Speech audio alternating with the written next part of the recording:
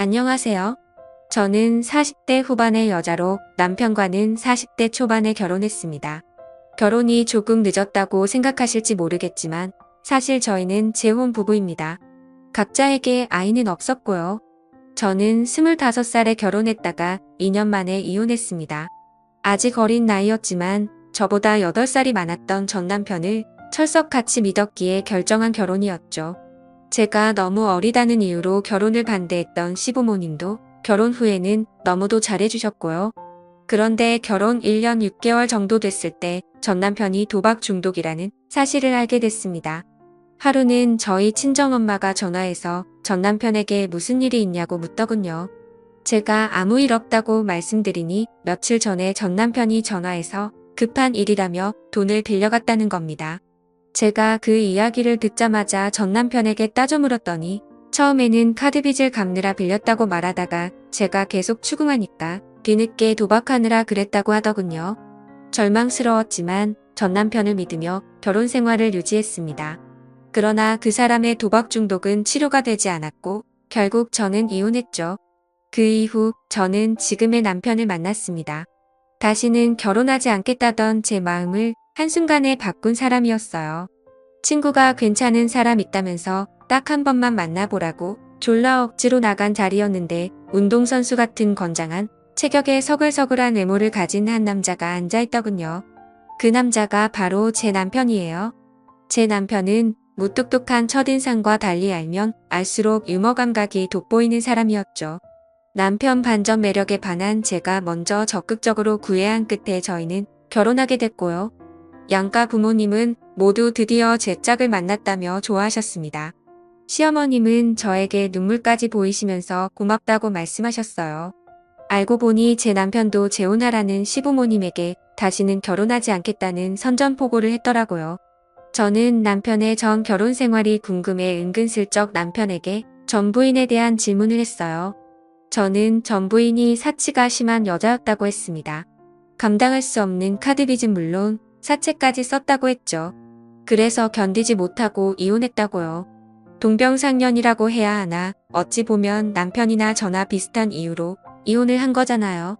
저는 그래서 이야기를 듣고 더 잘 살아야겠다는 생각을 했죠. 그러면서 이번 부부관계에선 금전적인 문제로 속이 타는 일은 없겠구나 하며 안도했습니다. 하지만 이번 결혼 생활에 걱정해야 할 것은 따로 있었어요. 첫 번째는 바로 출산이었죠. 첫 출산에다가 노산이었기에 양가 부모님도 걱정이 많으셨습니다. 하지만 우려와 달리 저는 건강하게 딸을 낳았어요. 그 누구보다 남편이 가장 좋아했죠. 제가 임신했을 때부터 육아에 관한 책은 다 섭렵하더니 출산 후에는 저보다 더 능숙하게 아이를 돌보더라고요. 아이 100일 때는 남편이 직접 사진을 찍어 앨범으로 제작했고 돌잔치할 때는 떡케이크도 본인이 손수 만들었습니다. 그렇게 저희 부부의 애정을 듬뿍 받으며 자란 딸아이는 현재 7살이죠. 그런데 어느 날 남편이 그러더라고요. 자기가 회사 일 때문에 그동안 딸에게 소홀했던 것 같다고요. 그러면서 앞으로 딸과 함께 보내는 시간을 많이 만들어야겠다고 했습니다. 남편이 회사 일이 많아 한동안 딸아이와 못 놀아준 것은 사실이었어요. 그로 인해 딸아이도 많이 서운해했고요. 항상 밤마다 저에게 오늘도 아빠 늦어 아빠는 은혜랑 언제 놀아줘? 라고 물어봤거든요. 제가 남편에게 당신 괜찮겠어? 아직 일이 많은 거 아니야? 라고 물었더니 일은 많지만 어떻게든 시간을 내보겠다고 하더군요. 그 이후로 남편은 자신의 말을 지키기 위해서 최선을 다해 노력했습니다. 주말에도 일 때문에 출근했던 남편이 저에게 당신은 그냥 집에서 편히 쉬고 있어라고 말하고는 항상 은혜를 데리고 밖으로 나갔죠. 당연히 딸아이는 좋아했고요. 저도 주말에는 육아에서 잠시 해방되어 저만의 시간을 보낼 수 있으니 금상첨화가 따로 없었습니다. 평소에 요가를 배워보고 싶었는데 시간이 없어서 포기했거든요. 그래서 남편이 주말에 딸아이를 보는 동안 저는 동네에서 친하게 지내는 아이 엄마들이랑 함께 요가를 배웠어요. 그러나 남편이 주말마다 아이를 봐주는 것은 참 좋았지만 한 가지 문제가 있었습니다. 바로 너무 많은 선물을 딸에게 사주는 것이었죠. 딸아이가 아빠랑 놀고 나서 집에 돌아오면 항상 선물을 들고 있더라고요. 제가 노파심에 남편에게 그러다가 애 버릇 나빠지면 어쩌려고 그래? 선물 좀 그만 사줘라고 했더니 대수롭지 않게 뭐 어때라고 하더군요. 제가 그래서 그럼 이제부터 은혜 데리고 나가지 말라고 했더니 그제야 자제하겠다고 했죠. 그 이후로 남편은 딸아이에게 선물을 아예 안 사줄 수는 없었는지 3번 사줄 것을 1번만 사줬습니다. 그 일이 있고 며칠 뒤 은혜랑 단둘이 여행을 가고 싶어라고 하더라고요. 갑자기 왜? 라고 물었더니 남편은 딸이랑 단둘이 여행을 가는 게 본인 로망이었다고 했죠. 물론 남편이 능숙하게 딸아이를 보긴 했지만 단둘이 여행을 보내는 건 조금 불안했어요. 그래서 남편한테 나중에 은혜 좀 더 크면 같이 가라고 했는데 남편이 꼭 이번에 가고 싶다며 고집을 부렸죠. 저는 선뜻 내키지 않아서 생각해 보겠다고 했습니다. 그러고 나서 주변 사람들에게 물어봤는데 뭐 어때 둘이 여행 보내고 너도 친구들이랑 신나게 놀아라고 하더군요. 계속해서 남편도 저에게 책임지고 안전하고 재미있게 놀다가 오겠다고 하고 은혜도 엄마 없이 아빠랑만 여행 가도 괜찮다고 하니 저는 걱정이 됐지만 다녀오라고 해줬습니다. 남편은 여행 가기 이틀 전부터 콧노래를 부르면서 짐을 싸기 시작했어요. 그렇게 라고 물었더니 배시시 웃으면서 너무라고 하더군요. 그렇게 남편과 딸은 단둘이 강원도로 2박 3일 여행을 떠났습니다. 저는 여행 떠나기 전날 남편에게 신신당부를 했죠. 무조건 하루에 3번씩은 전화 달라고요. 남편도 그렇게 하겠다고 했고요. 그렇게 남편과 딸아이가 여행을 간 후 저도 나름 저만의 시간을 보냈습니다. 여전히 남편과 딸이 걱정스러웠지만 이왕 이렇게 된 거 혼자만의 시간을 온전히 즐기기로 했죠. 다행히 남편은 하루에 3번씩 전화를 해줬어요. 제가 걱정스러운 마음에 전화로 딸아이한테 엄마 안 보고 싶어 라고 물었지만 보고 싶지만 아빠랑 노는 것도 좋아라고 대답하니 내심 서운했지만 그만큼 아빠랑 잘 놀고 있다는 증거니까 안심이 됐습니다. 시간이 흘러 남편과 딸이 돌아오는 날이 되었습니다. 남편은 출발하기 전에 저녁 8시에는 집에 도착할 거라고 했어요. 그래서 그 시간에 맞춰서 저녁 식사를 준비했죠. 그런데 9시가 넘어도 남편이랑 딸이 집에 돌아오지 않는 거예요. 처음에는 차가 많이 밀리나 싶었는데 밤 10시가 넘으니까 조금 걱정이 되기 시작했죠. 그래서 남편에게 전화를 걸어봤는데 받지 않았습니다. 저는 뭔가 문제가 생긴 것 같다는 생각이 들었어요. 그때부터 초조해지기 시작했죠. 남편에게 계속 전화를 해봤지만 남편은 여전히 받지 않았어요. 그렇게 시간이 흘러 밤 12시가 조금 넘자 모르는 번호로 전화가 왔습니다. 급히 전화를 받았더니 낯선 남자가 저에게 남편의 이름을 말하면서 000씨 아내분이시나요? 라고 묻더라고요. 제가 맞다고 했더니 그 사람이 본인을 경찰이라고 소개하면서 남편이랑 딸아이가 교통사고를 당했다는 게 아니겠어요? 지금 급히 병원으로 이송됐다고요. 그 말을 듣는 순간 저는 심장이 멎는 줄 알았습니다. 제가 우열을 하면서 남편이랑 딸이 괜찮은지 모르니 경찰이 저에게 진정하라고 하면서 지금 바로 어디 병원으로 오라고 하더군요. 도저히 운전을 할 수가 없었던 저는 전화를 끊자마자 택시를 타고 경찰이 알려준 병원으로 향했습니다. 그리고 응급실에 도착하자마자 눈물을 흘리면서 다급하게 남편과 딸을 찾았죠. 제가 하도 울면서 돌아다니니까 보고 있던 간호사가 무슨 일인지 묻더군요. 제가 남편과 딸을 찾으러 왔다고 하니까 이름을 묻더니 어디에 있는지 알려주었죠. 다행스럽게도 남편과 딸은 많이 다치지 않았습니다. 남편은 다리가 골절되었고 딸은 타박상만 입은 정도였어요. 어린 딸이 저를 보자마자 긴장이 풀렸는지 엉엉 울었죠. 저는 그런 딸을 끌어안고 함께 울었습니다. 그리고 어디 아픈 곳은 없는지 물었어요. 그런데 딸이 저에게 아빠가 운전하다가 아줌마랑 갑자기 소리 지르면서 싸우더니 사고가 났다고 하는 게 아니겠어요? 그 말을 듣고 그게 대체 무슨 말이지 생각하고 있는데 경찰이 저에게 와서 남편이 보조석에 앉아있던 여동생이랑 말싸움을 하다가 중앙선을 침범하는 바람에 사고가 났다며 사고 정황을 설명해 주었습니다. 제가 그 말을 듣고 경찰에게 보조석에 여동생이 앉아 있었다고요? 라고 물었더니 경찰이 의아하다는 얼굴로 남편분께서 그러시던데요? 라고 대답하더군요. 저는 처음에 이해가 가지 않았어요. 왜냐하면 남편에겐 여동생이 없으니까요.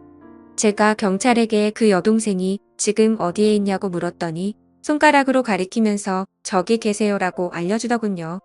저는 경찰이 알려준 대로 여동생이 있다던 곳으로 향했습니다. 웬 낯선 여자가 병원 침대에 누워서 링거를 맞고 있더군요. 제가 그 여자에게 누구세요? 라고 물으니 그 여자가 그런데는 누구신데요? 라고 묻더군요. 곧바로 제가 땡땡씨 안에 드는 사람입니다 라고 대답하자 그 여자가 갑자기 아무 대답도 못하고 급히 얼굴을 숨기기 시작했죠. 그 순간 한 기분이 들었습니다. 그래서 여자에게 화를 내면서 당신 대체 누군데 남의 남편이랑 딸이랑 같이 있었다고 했더니 글쎄 남편 전 부인이라는 게 아니겠어요? 제가 그 말을 듣고 너무 황당해서 근데 그쪽이 왜 보조석에 앉아 있었어요? 라고 물으니까 남편이랑 제 딸이랑 같이 여행을 다녀오던 길에 사고를 당했다고 하더군요. 제가 우리 남편이랑 연락하고 지냈어요? 물으니 다시 침묵으로 대답했습니다. 그 모습을 보고 더 화가 나서 저는 막 소리를 질렀어요. 알고 보니 남편과 전 부인은 6개월 전부터 만나고 있었습니다. 여자가 먼저 남편에게 연락했대요. 하지만 저의 남편은 거절하지 않고 그 여자를 만나왔던 거고요. 그렇게 서로 감정이 다시 싹트면서 남편이 전 부인에게 재결합하자는 말을 꺼냈더군요. 대신 조건이 저의 딸과 함께 살자는 거였대요. 남편이 지금부터 천천히 딸아이와 친해지라고 해서 주말마다 제 딸아이와 같이 시간을 보냈던 거였죠. 더 끔찍한 것은 남편이 저 몰래 전 부인을 저희 집으로 데리고 온 적도 있다는 겁니다. 제가 언제 그랬냐고 물으니 제가 친정에서 하룻밤 자고 온 적이 있는데 그때 그랬다고 하더군요. 그 말을 듣고 하늘이 무너질 정도로 충격을 받았습니다. 왜냐하면 친정에서 하룻밤 잔 이유가 디스크 수술을 받은 친정아버지 간호 때문이었거든요. 남편은 뻔뻔하게도 그 당시에 친정으로 가는 저에게 돈까지 주면서 같이 가지 못해 미안하다고 했었죠. 모든 사실을 알게 된 저는 즉시 남편의 머리채를 잡고 싶었습니다. 하지만 남편은 응급으로 다리 수술을 받아야만 했죠. 그래서 남편의 수술이 끝날 때까지 일단 기다렸어요. 그 사이에 시부모님이 병원에 도착하셨습니다. 수술을 무사히 끝낸 남편은 잠시 회복실에 있다가 병실로 들어왔고 저는 시끄러워질 것을 대비해서 1인실로 병실을 잡았습니다. 시어머니가 눈물을 흘리시면서 마취해서 깨어난 남편에게 은혜는 괜찮니라고 묻는데 남편은 저를 보면서 은혜는 괜찮아 그 말에 제가 웃으면서 은혜도 괜찮고 당신 여동생도 멀쩡해라고 하니까 남편 표정이 급격히 어두워졌죠. 영문을 모르는 시부모님은 여동생이라니 그게 무슨 소리야 라고 물으셨고요. 걱정되면 여동생도 불러줄까라고 했더니 나중에 얘기하자라고 하더군요. 나중에 얘기하긴 뭘 얘기하나요? 저는 그럴 거 뭐 있냐고 여동생 불러오겠다고 했습니다.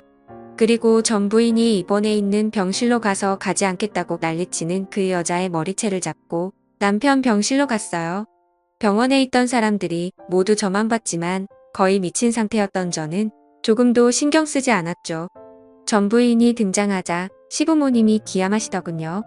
제가 남편 앞에 전 부인을 들이밀며 자 당신 여동생이라고 하니까 시어머니가 이게 대체 어떻게 된 일이냐며 저와 남편에게 물었습니다. 남편이 무슨 할 말이 있겠어요. 꿀 먹은 벙어리처럼 아무 말도 못했죠. 그래서 제가 남편을 대신해서 모든 사실을 시부모님께 말씀드렸어요. 그랬더니 남편이 흥분하면서 사실이 아니라고 하더군요. 제가 뭐가 사실이 아닌데라고 물으니 본인이 먼저 연락한 게 아니랍니다. 전 부인이 먼저 연락해서 만나자고 했다고요. 자기가 계속 싫다고 거절했는데도 끈질기게 연락했답니다. 그 말을 듣고 제가 그래도 싫으면 안 만났어야지라고 했더니 하도 난리를 쳐서 어쩔 수 없이 만난 거라더군요. 저는 이어서 어쨌든 전 부인이랑 바람 피운 건 사실이잖아 라고 했더니 그것도 아니라고 했어요. 전 부인이 모두 꾸며낸 말이라고요. 제가 은혜 데리고 여행까지 갔으면서 바람 피운 게 아니라고? 라고 물었더니 어떻게 알았는지 전 부인이 강원도까지 쫓아왔답니다. 남편 말을 믿은 시부모님은 전 부인을 붙잡고 요망한 년이라고 욕하면서 난리를 쳤습니다. 그러자 전 부인이 억울하다는 듯이 울면서 남편이 지금 거짓말을 하는 거라고 했죠. 그래도 시부모님이 믿어주지 않자 증거라면서 남편과 제 딸아이와 함께 찍은 사진까지 보여줬어요. 모든 사실을 알게 된 시어머니는 그 자리에서 전 부인의 뺨을 때렸습니다. 그리고 온갖 욕설을 퍼부으면서 우리 집을 왜 이렇게 괴롭히냐고 소리쳤죠. 그런데 전 부인은 끝까지 사과는 하지 않고 변명을 늘어놓더군요. 저는 일단 전 부인을 돌려보냈습니다. 그리고 남편에게 시부모님 앞에서 사실을 인정하라고 했어요. 그제야 남편은 사실을 인정하며 저와 시부모님에게 사과를 했죠. 시어머니는 오열을 하시면서 남편에게 대체 왜 그런 거냐고 물었습니다. 그러자 남편도 울면서 본인도 모르겠다고 하더군요.